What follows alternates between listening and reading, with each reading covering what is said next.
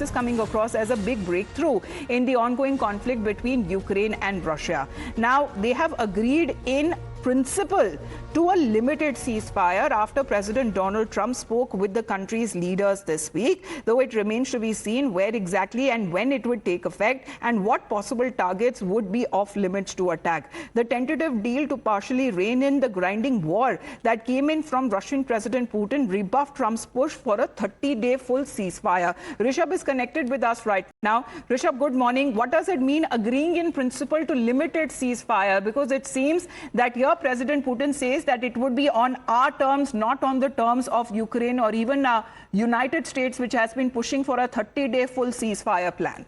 Well, if we talk about, Ukraine and Russia, U.S.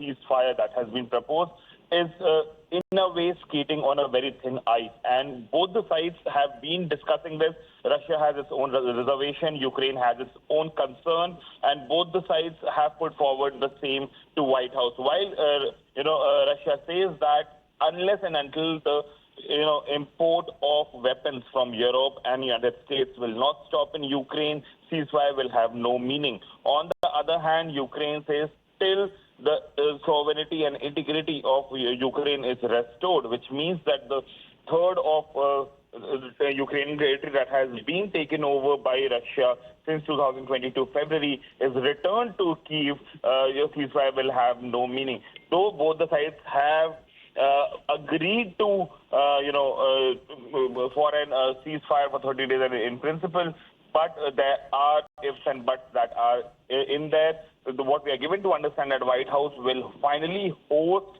both the sides together next week in Riyadh and take it forward for a long-lasting, comprehensive peace.